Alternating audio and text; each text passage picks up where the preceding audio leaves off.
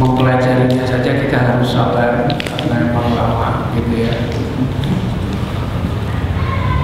Karena saking luasnya cakupan sabar, belajarnya juga mesti pelan-pelan. Karena saya juga termasuk menjadi bagian yang berusaha mempraktekkan apa yang sama-sama kita pelajari.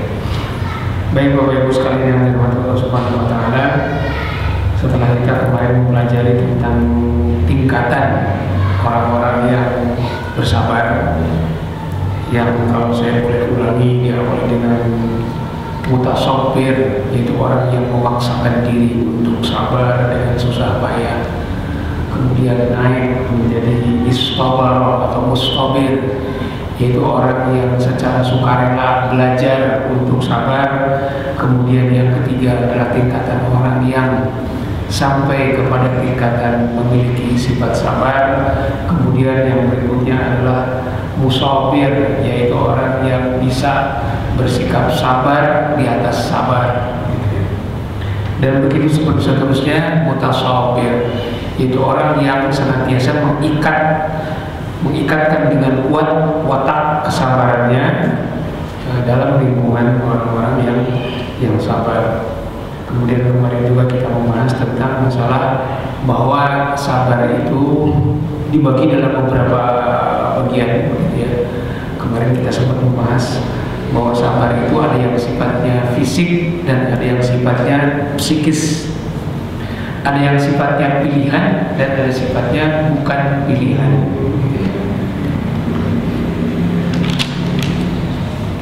Sekarang kita membahas tentang dalam menghadapi sikap sabar.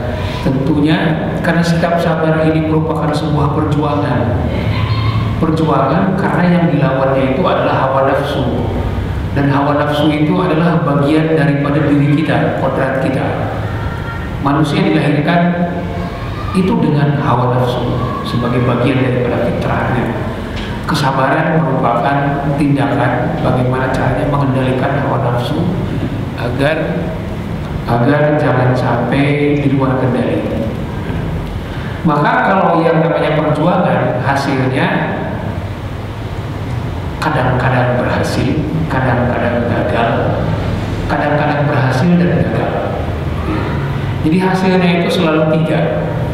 Orang yang berhasil secara total, orang yang gagal secara total, dan orang yang kadang-kadang berhasil, kadang-kadang gagal. Sifatnya fluktuatif. Mungkin hari ini kita bisa memenangkan hawa nafsu kita, tapi besok sebaliknya hawa nafsu yang akhirnya menang di atas kita. Maka dalam menghadapi hawa nafsu sebagai musuh dalam diri kita yang harus disikapi dengan sikap sabar, pertama adalah ayyakuna al-qahru wal ghalabatu lid'ad-din, yaitu adalah orang-orang yang berhasil dengan kesabarannya dan mengalahkan hawa nafsunya. Inilah orang-orang yang dalam surat Fussilat dikatakan atau yang mengatakan Rabbunallah tsumma istaqamu, itu yang meyakini bahwa Allah sebagai Tuhannya, wastaqamu, dan beristiqomah. Artinya dia mampu bersikap sabar dan istiqomah dalam kesabarannya. Itulah yang kemarin dikatakan ya ayyuhalladzina amanu sabiru wasabiru warabitu, mengikatkan hasil daripada kesabarannya. Nah, ini adalah golongan yang pertama. Wa hadza innama yasilu ilaihi bidawabis sabri. Orang yang mencapai kepada derajat yang bisa memenangkan hawa nafsunya itu adalah orang-orang yang bisa mendawamkan kesabarannya sebagai bagian daripada sifat yang melekat pada diri dia. Nah, ini adalah golongan orang-orang. Di situ adalah para aulia dan para anbiya dan sebagian para ulama dan salafus saleh. Kita tidak ada dalam makom ini. Ini adalah makom orang yang konsisten dengan kemenangannya. Jadi boleh dibilang ini orang-orang yang juara satu terus, nggak pernah turun dalam menghadapi hawa nafsu. Ini adalah yang pertama. Kemudian yang kedua, dan inilah orang-orang, mohon maaf, yang pertama itulah orang-orang yang wahumul ladzina nalu ma'iyyatallahi ma'as-sabirin. Inilah orang-orang yang terangkum di dalam ayat innallaha ma'as-sabirin, bahwa Allah bersama orang-orang yang sabar. Inilah orang-orang yang mendapatkan ma'iyyah dari Allah. Ma'iyyah itu diambil dari kalimat ma'a. Ma'a itu artinya bersama. Jadi kalau kita sering mendapatkan ayat innallaha ma'as-sabirin, sesungguhnya Allah bersama orang-orang yang sabar. Ini orang-orang yang sabar yang seperti ini. Jadi tidak semua orang sabar. Jadi orang-orang yang mendapatkan ma'iyyah atau kebersamaan dari Allah adalah orang-orang yang mampu mendawamkan kesabarannya, mengistiqomahkan kesabaran menjadi bagian dari sikap utama dia. Nah, kemudian yang kedua adalah wa takunal quwwah wal qalbatu da'il hawa wa yasqutu munazi'ahu ba'idud din bil kulliyah.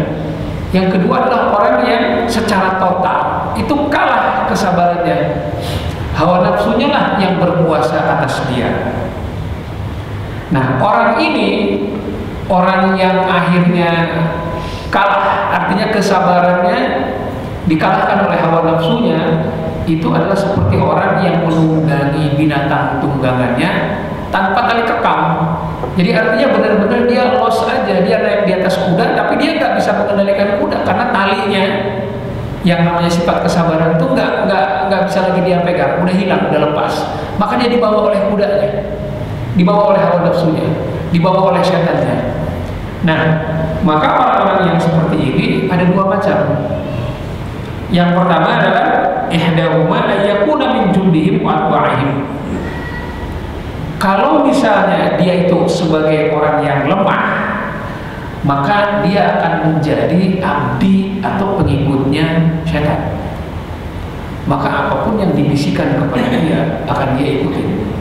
Ini kalau dia termasuk orang yang lemah. Artinya dia sudah dilemahkan oleh hawa nafsunya, kemudian dia dilemahkan juga di depan setan, di hadapan setan. Ini berarti adalah orang yang menjadi hambanya setan.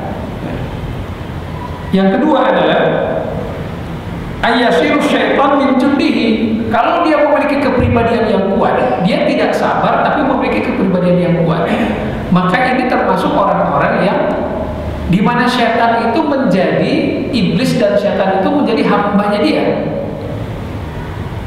Nah, di sini kalau kita lihat ada orang-orang yang, mohon maaf nih, ada satu yang menjadi hambanya setan, ada yang kedua setan menghamba dan mengikuti kemauan dia. Itu kan ada yang begitu. Contoh orang yang akhirnya menjadi hambanya setan misalnya adalah orang-orang yang kalau kita kenal datang ke tempat pesugihan. Dia orang yang tidak sabar dengan kefakirannya. Dia orang yang tidak sabar dengan ketidakberuntungannya. Kemudian dia mengabdi kepada kekuasaan setan dan dia menjadi hambanya setan. Ini adalah orang-orang sudah tidak sabar menghadapi kefakirannya, kemudian akhirnya dia juga kalah di bawah kendali setan. Ya, Pak, orang-orang yang suka datang ke pesugihan, ini adalah orang-orang yang udah tidak sabar dengan kefakirannya, jadi hambanya setan pula. Nah, yang kedua adalah lagi orang yang memiliki kekuatan. Dia tidak sabar dengan kefakirannya, tapi dia bisa menguasai setan. Ini yang punyanya setan. Ada orang-orang yang memang punya khodam, gitu ya, punya iblis, punya jin yang di bawah kekuasaan dia, tapi dia menggunakan kekuasaan gelap itu untuk kekayaannya dia. Artinya dia termasuk orang yang tidak sabar dengan kefakiran dia. Kemudian dia mengambil jalan pintas dengan cara dia menggunakan kekuatan kepribadian yang kuat untuk menaklukkan iblis dan setan. Kemudian iblis dan setan bekerja untuk dia, di mana dia tidak bekerja. Nah, ini ada dua di sini. Ini dua-duanya termasuk korban yang mampu dikalahkan oleh kesabaran. Dia mendapatkan musibah, dia mendapatkan kefakiran. Itu kekalahan pertama. Dan ini kekalahan yang keduanya itu tadi menjadi hambanya setan. Tapi yang kedua agak lumayan, dia bisa menguasai iblis, bisa menguasai setan. Makanya termasuk orang-orang yang buka praktek. punya khodam, punya apa, gitu ya. Dia menguasai iblis, menguasai syaitan, tapi dia gunakan untuk kekuatan-kekuatan jahat. Ya, ini adalah termasuk orang-orang yang masuk dalam kategori tidak sabar. Nah, termasuk di antara orang-orang yang lemah. Artinya ini secara ekstrim kalau saya boleh gambarkan, bahwa orang-orang yang tidak sabar itu secara ekstrim itulah. Ya. Tapi di sana banyak varian-varian orang-orang yang akhirnya kesabarannya mampu dikalahkan oleh hawa nafsu. Di sini dikatakan adalah wa ashabu hadhil hal anwa'un syatta, bahwa orang-orang yang masuk dalam kategori yang dikalahkan oleh hawa nafsunya sehingga dia tidak termasuk orang-orang yang sabar itu macam-macam golongannya. Wa minhum al-muharib lillahi ta'ala wa rasulihi as-sa'i ila ibtali ma ja'a bihi rasul, yaitu orang-orang yang berusaha membatalkan atau menggugurkan hukum-hukum Allah. Artinya orang yang berusaha menafikan agama. Makanya yang paling ekstrim, Pak, yang paling ekstrim di sini adalah orang-orang yang akhirnya menjual keyakinannya, gitu ya. Jadi kalau misalnya kita mendengarkan ada orang-orang yang menjual keyakinannya, menjual agamanya, akhirnya dia menjadi seorang yang murtad hanya gara-gara urusan perut, ini adalah termasuk di dalam ini. Gitu. Kalau tadi yang saya ceritakan masih mendingan, dia masih ngaku Islam, cuma dia bersekutu dengan iblis gitu aja. Ya, masih sholat tapi masih juga nyumpang, masih juga ngepet gitu ya. Kalau bahasa orang zaman dulu. Kalau ini benar-benar lebih ekstrim lagi, orang menjual keyakinannya. Ini termasuk korban orang-orang yang akhirnya dikorbankan oleh hawa nafsu dan dia tidak sabar dengan keyakinannya, sampai menjual keyakinan, membatalkan hukum-hukum Allah dan hukum-hukum Rasulnya. Ini adalah yang paling ekstrim. Kemudian yang berikutnya adalah di antara orang-orang seperti ini adalah al-munafiq dzu wajhaini, gitu. Alladzi ya'kulu bil kufri wal Islam. Orang-orang munafik yang bermuka dua. Ketika bertemu dengan orang-orang sesama muslim, dia berperilaku adil, dia berperilaku sebagaimana layaknya kita sebagai seorang muslim. Tapi ketika bertemu dengan kalangan-kalangan yang kira-kira memberikan dia keuntungan finansial, dia akan mengatakan, alah, udahlah, agama gak usah direpotin. Kan ada orang-orang yang di masjid dia bersama kita, nggak kelihatan ada apa-apa. Tapi di luar itu, demi untuk sebuah keuntungan, gitu kan, dia bisa mengecilkan agamanya demi sebuah keuntungan. Misalnya katakanlah ada seorang pemilik uang, ada seorang investor mau pinjemin uang kepada dia, mau membantu dia. Tapi kebetulan orang ini orang yang jauh dari agama. Nah, dia menunjukkan sikap seperti orang itu, bahwa dia juga sebenarnya nggak beragama amat, gitu kan. Dia nggak alim-alim amat. Ini adalah orang yang dikatakan dzul wajhaini, orang yang punya dua muka. Menjual kemunafikannya hanya untuk sebuah kemaslahatan dunia. Kemudian yang berikutnya adalah wa minhum al-mutala'ib alladzi qata'a anfusahum bil wajud wal lahwi wal 'am. Ini termasuk orang-orang yang berikutnya adalah al-mutala'ib bil lahwi. Orang-orang yang terperangkap dengan kesenangan. Artinya orang-orang yang nggak mau susah, maunya gampang, maunya enak. Misalnya dia bukan seorang pekerja yang tangguh dalam mencari nafkah, dia maunya gampangan aja, gitu ya, cari gampang. Dalam mencari mudahnya, dia sampai harus mengiyakan sesuatu yang sebenarnya tidak boleh diiyakan, hanya untuk menyenangkan orang. Jadi mempermainkan urusan agama demi hal-hal yang sifatnya duniawi. Di antara orang-orang yang seperti ini juga adalah orang-orang yang meremehkan tobat. Orang-orang yang meremehkan tobat, Allah urusan tobat ntar aja, buru-buru amat. Perjalanan masih panjang, ntar aja saya tobatnya kalau sudah dekat mati. Ini hati-hati, ini termasuk orang-orang yang tidak sabar. Artinya dia lebih suka untuk mendengarkan bisikan-bisikan berbuat dosa. Dia tahu itu dosa, dia tahu harus ditobati, tapi dia malas untuk bertobat. Ini termasuk orang-orang yang begini. Kemudian yang berikutnya adalah orang-orang yang seperti ini, ketika dia sampai mengatakan Laisallahu muhtajan ila sholati wa syiyami. Allah untuk apa sih beribadah? Allah juga sebenarnya kan nggak butuh dengan sholat kita, nggak butuh dengan puasa kita. Allah maha kaya. Kita nggak puasa juga Allah tetap agung kok. Kita nggak sholat juga Allah tetap maha besar kok. Kenapa kita harus repot-repot ibadah? Nah ini bisikan seperti ini pun kadang-kadang sering kita dengar dari setan. Ngapain sih rajin-rajin? Allah itu sudah maha segalanya, maha memiliki segalanya. Nggak harus kita ibadahi juga, Allah tetap agung. Nah ini termasuk orang-orang yang dikalahkan oleh hawa nafsu. Kemudian ada juga yang sampai mengatakan tarkul ma'asyi istihanatul maghfirah, istihanatuhu isti'anatu bi'afillah ta'ala wa maghfiratihi. Bahwa kalau kita meninggalkan maksiat itu kita menghinakan maghfirah dan ampunan Allah, gitu ya. Allah kan sudah menyediakan maghfirah, Allah kan sudah menyiapkan ampunan. Kenapa nggak kita manfaatin? Ya udah maksiat aja. Sayang, Allah tuh ngasih maghfirah, ngasih ampunan, harus dimanfaatin. Kalau kita berbuat taat, kalau kita tidak berbuat dosa, maka pemberian Allah yang namanya ampunan dan maghfirah itu sia-sia, itu penghinaan. Ini ada, ya. Jadi orang berpikir bahwa berbuat dosa itu merupakan penghargaan kepada maghfirah dan ampunan Allah. Ini termasuk orang-orang yang sampai berbeda begitu, Pak. Kenapa sampai berbuat dosa? Allah itu kan maha pengampun, Allah maha pemaaf. Kalau kita nggak berbuat dosa, berarti kita menghina Allah gitu. Harus ada sikap minta ampun kepada Allah. Caranya bagaimana? Berbuat dosa. Ini termasuk sikap orang yang dikalahkan oleh hawa nafsunya. Cari alasannya sih kalau dibilang memang, oh iya masuk akal juga. Sayang, Allah memiliki ampunan, Allah memiliki sikap pemaaf. Kalau nggak kita manfaatin, sayang gitu kan. Ada obat, ngapain kita harus sehat kan gitu. Kasihan itu rumah sakit, kasihan toko obat udah bikin obat terus kita nggak punya penyakit, kasihan rugi dia nggak ada yang beli. Kasarnya seperti itu, Pak.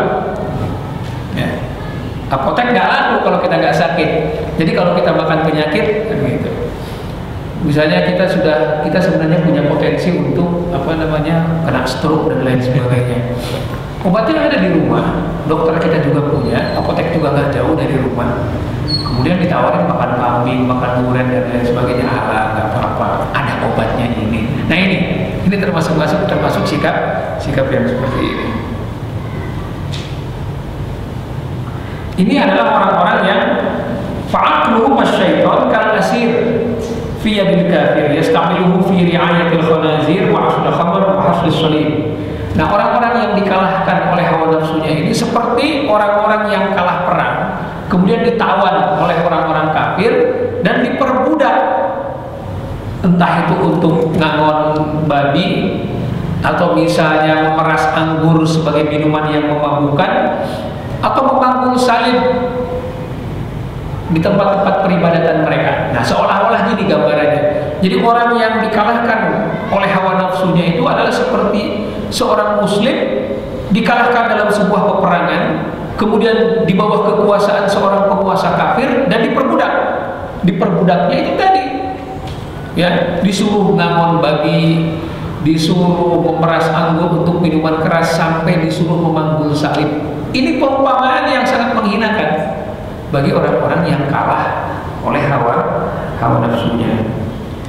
Makanya sampai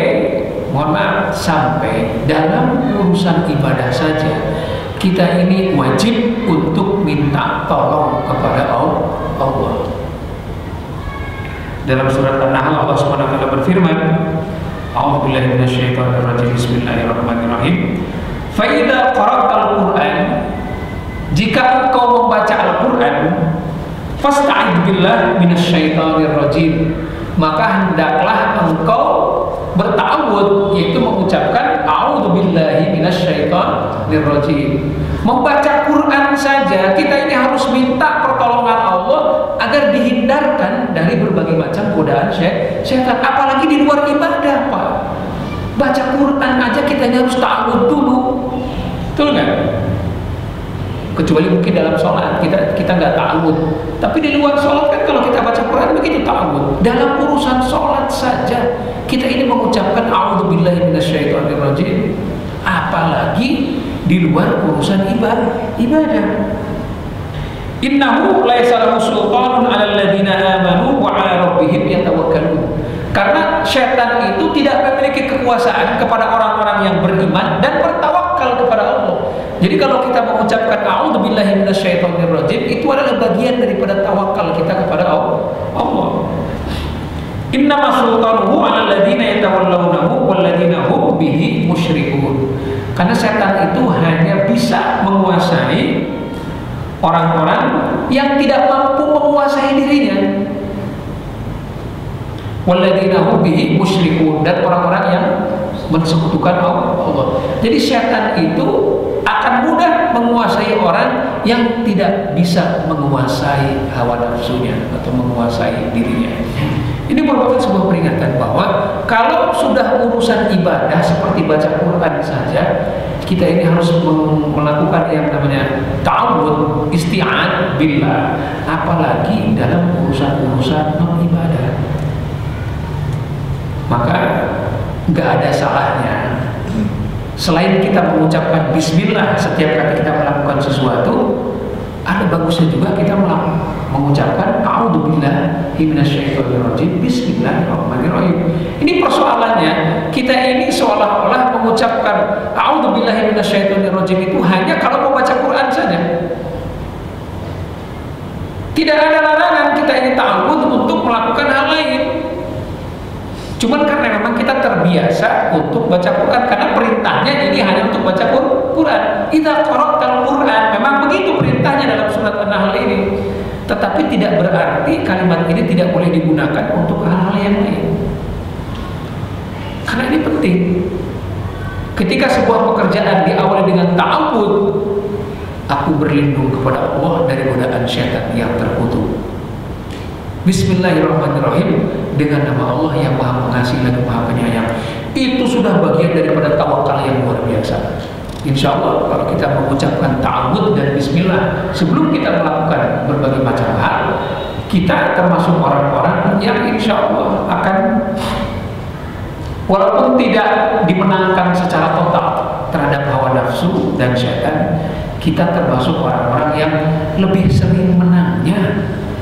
Ya, kalau misalnya ada dua petenis unggulan, satu dan kedua, itu kan sering dihitung tuh, mereka berapa kali ketemu, menangnya siapa yang berapa kali gitu kan. Siapa biasanya? Rafael Nadal lawan siapa? Roger Federer.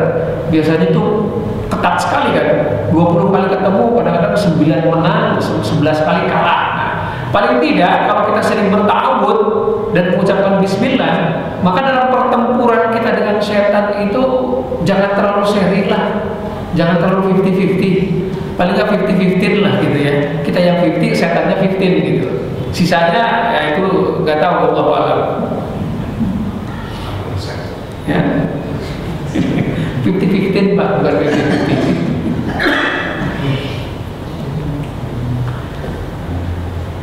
Nah, setan juga sebenarnya setan juga sudah mengatakan dalam Al-Quran, ini direkam.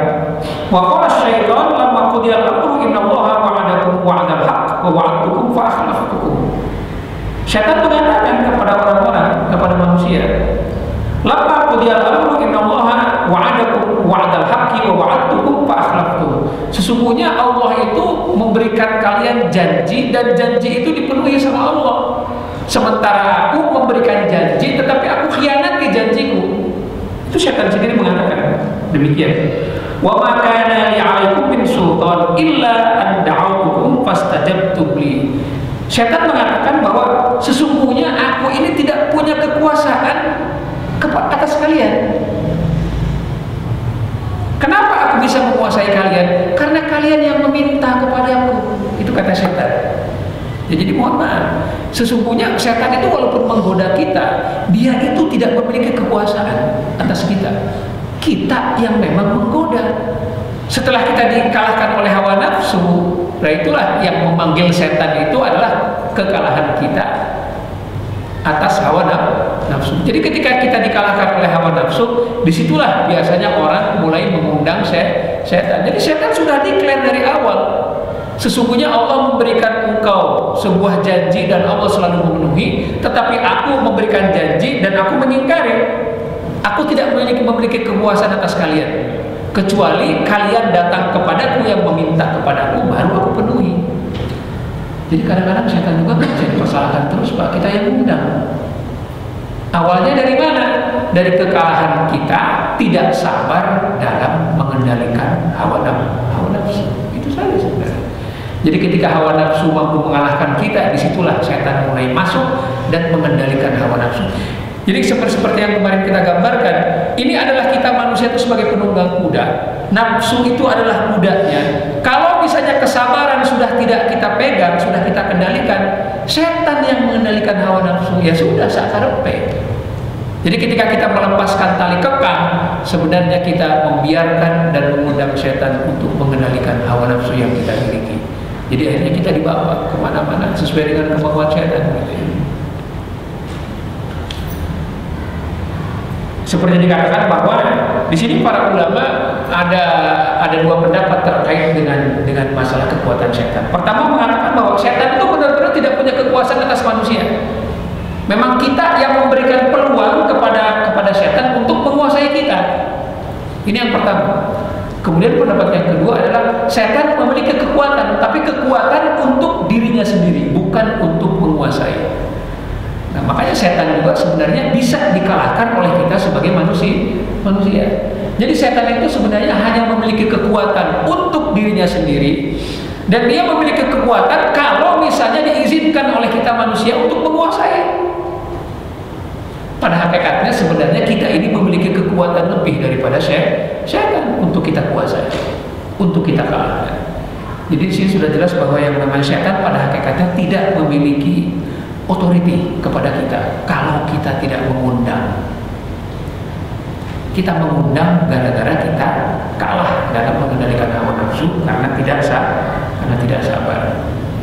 Nah, kemudian golongan yang ketiga adalah ayyakunal harbu sijalan wa daulan bainal jundaini fataratan lahu wa taratan alaihi. Nah, yang ketiga adalah golongan orang-orang yang kadang-kadang dikalahkan oleh hawa nafsunya, kadang-kadang dia bisa mengalahkan hawa nafsunya. Nah, inilah dikatakan kebanyakan kita berada di sini. Nah di sini dikatakan bahwa wa takunul hal yaumil qiyamah muwazinatan li hadhihi al-ahwal ats-tsalatsah sawa'un bisawa. Nanti di hari kiamat kita ini akan ditimbang berdasarkan 3 pertimbangan ini. Apakah kita termasuk orang yang menang melawan hawa nafsu, atau kita kalah melawan hawa nafsu, atau kita ini imbang antara perang dan menangnya dengan hawa nafsu. Faminan nas man yadkhulul jannah wa la yadkhulun nar. Maka sebagian daripada golongan manusia itu ada yang masuk surga langsung tanpa masuk neraka. Wa minhum man yadkhulun nar wa la yadkhulul jannah. Sebagian lagi ada yang masuk neraka dan tidak pernah masuk surga. Wa minhum man yadkhulun nar tsumma yadkhulul jannah. Dan sebagian dari mereka adalah masuk neraka dulu, kemudian setelah itu masuk surga. Nah, ini golongan yang ketiga itu gini. Jadi golongan yang pertama yang bisa memenangkan hawa nafsunya, mereka masuk surga. Golongan yang kedua adalah golongan orang-orang yang kalah oleh hawa nafsunya dan mereka masuk neraka. Dan golongan yang ketiga adalah golongan orang-orang yang kadang-kadang menang, kadang-kadang kalah. Durasi di nerakanya berapa lama tergantung kekalahannya berapa banyak, skornya itu aja. Kalau skornya banyak, maka di nerakanya juga akan lama. Nerakanya juga macam-macam gitu. Makanya dari sekarang udah mulai kita scoring aja, Pak, sampai umur sekian. Kira-kira skor kita ini kalau bertanding sama hawa nafsu ini banyakan mana menangnya gitu. Kalau kira-kira ternyata kita ini banyak kalah, maka perbanyak istighfar. Selesai kok, gampang, Pak. Ya, kalau urusannya dengan Allah, banyakin istighfar, selesai.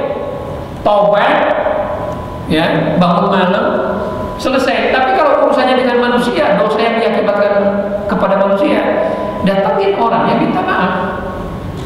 Kesempatan kita masih banyak. Kebanyakan hawa nafsu kemudian menjerumuskan kita ke dalam perbuatan dosa kan dua. Dosa kepada Allah, dosa kepada manusia. Kalau dosa kepada Allah istighfar, sedekah, mudah sekali menyelesaikannya. Jauh lebih mudah.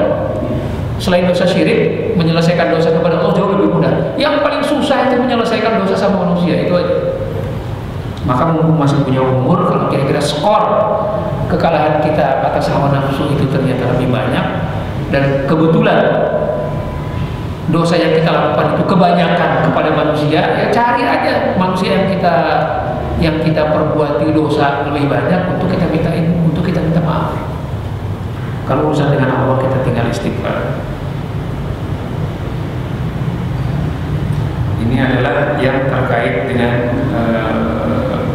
golongan yang ketiga. Di sini diceritakan ada sebuah cerita. Waqala Abdullah bin Mas'ud meriwayatkan dalam suatu cerita, laqiya rajulun minal insi rajulan minal jinni fasara'ahu fasara'ul ins. Diceritakan bahwa ada seorang laki-laki dari kalangan manusia dan ada setan laki-laki, maksudnya dari kalangan setan. Kemudian mereka berantem dan akhirnya setan itu kalah. Ini ceritanya Ibnu Mas'ud. Ada seorang laki-laki manusia dan ada sesetan laki-laki. Saya nggak tahu. Kalau manusia kan seorang laki-laki. Kalau setan laki-laki kan namanya sesetan laki-laki. Ada seorang laki-laki dan sesetan laki-laki berantem ceritanya. Ya kan? Sesetan laki-laki, masa seorang setannya enggak? Sesosok setan. Nah, terima kasih. Dari tadi saya nyari kalimat. Ada sesosok manusia laki-laki dengan sesosok setan laki-laki berantem, ternyata setan ini kalah sama si laki-laki itu. Faqala ma li araka dhalilan faqala inni min bainihim ladhaliya. Nah, setan itu kemudian bilang sama si laki-laki ini, kamu ini kurus, kering, kecil, tapi kok kamu bisa mengalahkan aku? Kemudian kata manusia ini mengatakan, walaupun aku ini kurus, kering seperti ini, tapi aku di dalam komunitasku, aku adalah orang yang terkuat. Jadi ceritanya digambarkan bahwa secara fisik profil manusia ini ternyata dibanding dengan fisiknya setan itu kecil sekali. Jadi di sini diceritakan bahwa setan atau iblis di sini memiliki sosok fisik yang sangat besar, gitu ya. Sementara manusia ini kecil. Kemudian manusia ini mengatakan bahwa walaupun aku ini kamu anggap kecil, tapi di kalanganku, di kalangan manusia, aku adalah orang yang terkuat. Faqalu ahwa Umar bin Khattab. Faqala man taranahu ghairu Umar. Kemudian akhirnya para sahabat bertanya, nah kira-kira orang laki-laki yang bisa mengalahkan setan itu, apakah dia itu adalah Umar bin Khattab? Kemudian Abdullah bin Mas'ud mengatakan, siapa lagi yang diceritakan yang memiliki profil seperti ini kalau bukan Umar bin Khattab? Jadi di dalam salah satu riwayat bahwa Umar bin Khattab itu termasuk manusia, setan aja gentar Pak ngadepin dia. Ya. Jadi jangankan manusia, setan iblis aja ngadepin Umar bin Khattab itu gentar Pak. Apalagi manusia. Jadi bisa dibayangkan orang yang seperti ini Pak. Umar itu seperti apa kerasnya gitu ya. Di antara empat khalifah itu memang Umar orangnya sangat temperamental. Jadi jangankan orang, iblis aja sampai ketar-ketir ngadepin dia. Ya. Wah itu premannya setan aja dikepret, nggak berkutik apa Umar.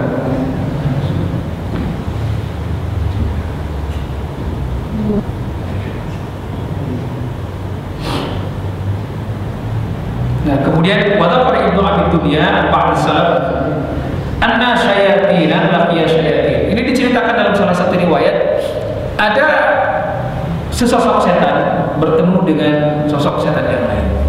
Nah, ini ceritanya cerita setan Pak.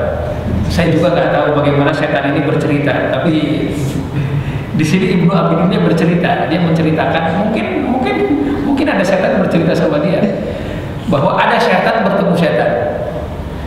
Faqala ma li araka syahiban. Ini setannya ini bertanya kepada setan yang lain, kenapa aku melihat kamu kok sedih sekali? Ini kata setan ini. Jadi setan ternyata ada juga sedihnya Pak. Curhat dia, sedih. Jadi setan ngelihat setan yang lain itu sedih. Kenapa lu ya. Galau begitu. Faqala innani ma'a rajulin. Ini kata setan yang sedih nih. Innani ma'a rajulin. Aku ini baru saja menggoda seorang manusia. Ya. In akala taqra ismallahi fala aqul ma'ahu. Kalau dia mau makan, dia selalu mengucapkan bismillah, sehingga aku tidak bisa makan bersama dia. Wa in syariba dzakara ismallahi fala ashrab ma'ahu. Dan kalau dia minum, selalu mengucapkan bismillah, sehingga aku tidak bisa minum bersama dia. Wa idza dakhala baitahu dzakara ismallahi fa abitu kharijad dar. Dan kalau dia masuk ke dalam rumah, dia selalu mengucapkan assalamualaikum, sehingga aku nggak bisa masuk ke rumah itu. Jadi aku tinggal saja di luar rumah dia. Faqala al-akhar, kemudian yang temannya setan yang lain lagi mengatakan, lakinnani ma'a rajulin in akala lam yusabbi ismullahi fa aqul ana wa huwa jami'an. Oh, kalau aku beda lagi, ini kata setan yang ini. Aku barusan ketemu dengan orang, kalau dia makan dia nggak pernah bilang bismillah, ya aku makan bareng sama dia. Wa in syariba lam yusabbihullah fa asyrabu ma'ahu. Kalau dia minum, dia nggak juga bilang bismillah, aku minum bareng dia. Wa in dakhala darahu, gimana? Iya, jadi ceritanya bertolak belakang. Wa in dakhala darahu lam yusabbi ismallahi fa adkhul ma'ahu. Dan kalau masuk rumah pun dia nggak pernah mengucapkan bismillah, apalagi mengucapkan salam, sehingga aku bisa masuk ke rumah itu bersama dia. Wa in jama'a, ini yang berbahaya nih. Wa in jama'a imra'atahu lam yusabbi ismallahi fa ujami'uha. Dan kalau dia bersetubuh dengan istrinya, dia nggak bilang bismillah dulu, maka aku pun menyetubuhi istrinya. Nah ini, jadi jangan salah Pak. Ini nih sebenarnya yang menentukan. Ya mohon maaf, ini kalau mau diukur Pak. Kadang-kadang benih kita, anak kita itu soleh enggaknya tergantung gimana kita bikin Pak. Bisa jadi begitu. Kalau kita bikinnya serada surut nggak pakai bismillah, jangan-jangan siapa tahu setan berkontribusi di situ. Nah itu dia, makanya harus.